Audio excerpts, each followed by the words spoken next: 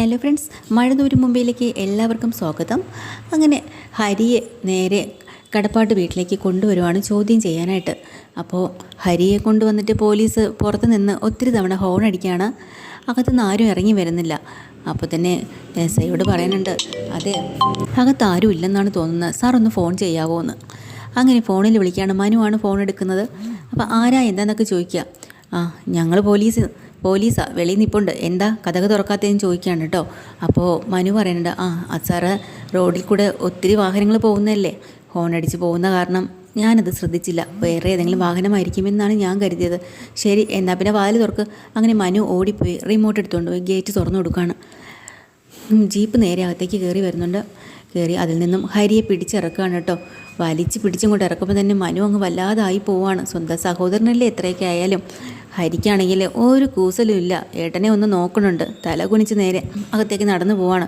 ആ സമയത്ത് അവിടെ നമ്മുടെ കമല നിൽപ്പുണ്ട് കേട്ടോ. ആകെ ടെൻഷനാണല്ലോ കമലയ്ക്ക്. കമലയുടെ മുന്നിലേക്ക് കൊണ്ടൊരു ഒറ്റ തള്ള അങ്ങോട്ട് വെച്ചു കൊടുക്കണം കേട്ടോ ഹരിയെ. ഇത് കാണുമ്പോൾ കമലയ്ക്ക് ആകെ പേടിയാവുന്നുണ്ട്. പോലീസുകാർ ഹരിയെ അടിച്ച് നുറുക്കിയിട്ടുണ്ട്. അപ്പോൾ ഉടനെ തന്നെ ഹരിയോട് ചോദിക്കുന്നുണ്ട്, ഇതാണോടാ നിൻ്റെ തള്ള, പറയടാ. ഹരി ഒന്നും മിണ്ടുന്നില്ല കേട്ടോ. ഹരിക്ക് അവിടെ കമലയുടെ മുന്നിലിട്ടിന് 2 അടി കൂടെ കൊടുക്കുന്നുണ്ട്. പറയടാ, ഇതാണോ നിന്നെ പ്രസവിച്ച നിൻ്റെ തള്ള? അതേന്ന് പറയട്ടോ. സാറേ, എന്ത് സാറേ, ഇവനാണ് നിങ്ങൾ പ്രസവിച്ച മോനല്ലേ? ഇവൻ ചെയ്തു വച്ചിരിക്കുന്ന പണികളൊക്കെ അറിഞ്ഞല്ലോ. പാവം പിടിച്ചൊരു പെങ്കൊച്ചിന് അവൻ എന്താ ചെയ്തതെന്ന് നിങ്ങൾക്ക് എല്ലാ കാര്യങ്ങളും അറിഞ്ഞല്ലോ അല്ലേ? സാർ അതാ അങ്ങനെ ഇങ്ങനെ. ഇവൻ വേറെ ആരൊക്കെ പീഡിപ്പിച്ചിട്ടുണ്ടെന്ന് നിങ്ങൾക്കറിയോ?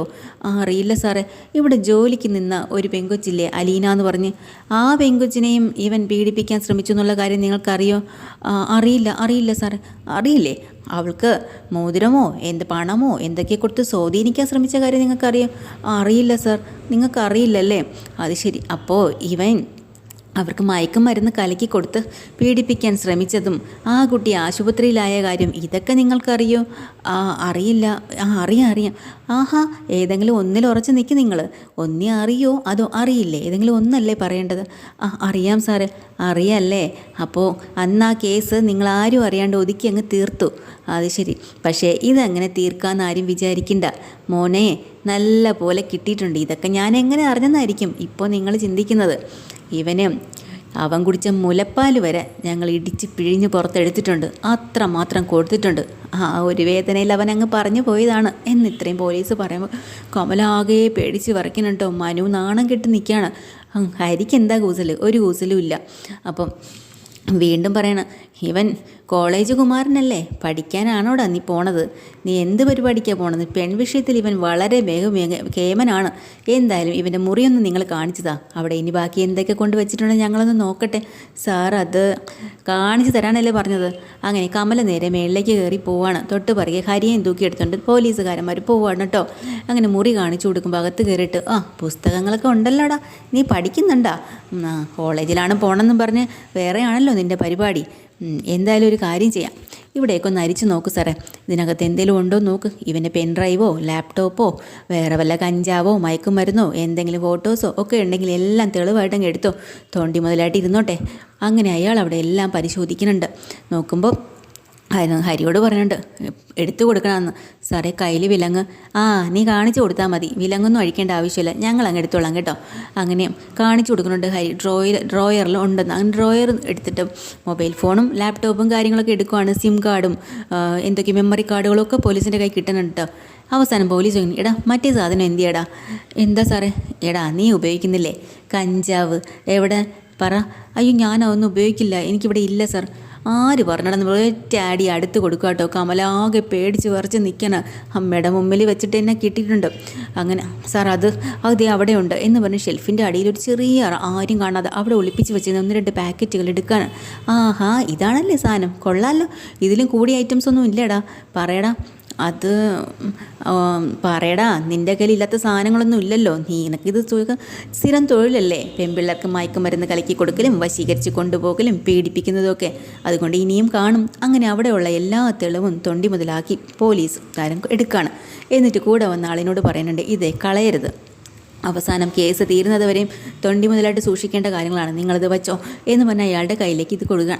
എന്നിട്ട് തിരിച്ച് കമലയോട് പറയുന്നുണ്ട്, മോൻ്റെ സുവിശേഷങ്ങളൊക്കെ കണ്ടല്ലോ അല്ലേ, ഇനി അടുത്ത് നമുക്ക് ജയിലിൽ വെച്ച് കാണാം. അല്ല സാർ അത് അങ്ങോട്ട് മാറ് എന്നും പറഞ്ഞ് മാറിയിട്ട് നേരെ ഹരി അവിടെ നിന്ന് കിട്ടാനുള്ളതെല്ലാം കിട്ടിയിട്ട് പറ, ഇനി നമുക്ക് അടുത്തവനെയും കൊണ്ട് വേറൊരിടത്ത് പോകാനുള്ളതാണ് എന്നും പറഞ്ഞിട്ട് അയാൾ ഹരിയും കൊണ്ട് പോവാണ് കേട്ടോ. അതോടുകൂടി നമ്മുടെ മനു ആകെ നാണം കെട്ടിട്ടുണ്ട്. പെട്ടെന്ന് തന്നെ കമല ശിവനെ വിളിച്ച് പറയേണ്ട, ശിവേട്ടാ നിങ്ങളിത് എവിടെ പോയതാ, ഞാൻ ഇന്നലെ മുതൽ വിളിക്കാൻ. എടി എന്നെ ഇവിടുന്ന് കുറച്ച് ദൂരത്തേക്ക് സ്ഥലം വേറൊരു സ്ഥലത്തേക്ക് ഇവിടുന്ന് പറഞ്ഞു വിട്ടു, ഒരു ജോലിയുടെ ആവശ്യമായിട്ടാ. എന്താ കാര്യം? ഇവിടെ ഇപ്പോൾ ഹരിയേയും കൊണ്ട് വന്നിരുന്നു പോലീസ്. എന്തിന്? അല്ലെന്നേ, അവൻ തെളിവെടുപ്പിനെന്നും പറഞ്ഞാൽ. തെളിവെടുപ്പിനോ? അവനൊരു പെണ്ണിൻ്റെ കാര്യം ഞാൻ പറഞ്ഞിരുന്നില്ലേ, അവൻ സ്നേഹിച്ചിരുന്ന ഒരു പെണ്ണിൻ്റെ ബർത്ത്ഡേ പാർട്ടിക്ക് കൂട്ടിക്കൊണ്ട് പോയിന്നും അവിടെ വെച്ചിട്ട് എന്തോ പ്രശ്നങ്ങളായിരുന്നു. ആ പെണ്ണ് കൊണ്ട് കേസ് കൊടുത്ത് നിസ്സാര കാര്യത്തിന് ഇത്രയും വലിയ കാര്യമാക്കി വെച്ചിരിക്കുന്നു. ആണോ? എന്തെങ്കിലും പൈസ കൊടുത്ത് ഒതുക്കായിരുന്നില്ലേ? ശിവേട്ടൻ ഇങ്ങോട്ട് വന്നേ പറ്റത്തുള്ളൂ. എടി ഞാൻ അവിടെ നമ്മുടെ പോലീസുകാരനെ ഒന്ന് വിളിച്ച് ചോദിച്ചു നോക്കട്ടെ, പരിചയക്കാരുണ്ടല്ലോ, എന്താ കാര്യമെന്ന് എനിക്കറിയത്തില്ല. എങ്ങനെയെങ്കിലും നിങ്ങൾ എടി മനു ഇല്ലേ അവിടെ? മനു അവനാണെങ്കിൽ ഈ ഒരു കാര്യത്തിൽ ഒരു താല്പര്യമില്ല, അവൻ ഇടപെടുന്നേ ഇല്ല. ശിവേട്ടൻ ഒന്ന് വിളിച്ച് സംസാരിക്കുക, മനു ഇവിടെ തന്നെയുണ്ട്. അങ്ങനെ മനുവിനെ വിളിക്കുകയാണ് അച്ഛൻ. മോനെ എന്താടാ നിനക്ക് ഹരിയുടെ കാര്യത്തിൽ ഒരു തീരുമാനവും ഇല്ലാത്തത്? അല്ല അച്ഛൻ എന്തറിഞ്ഞിട്ടാണ് ഈ പറയുന്നത്?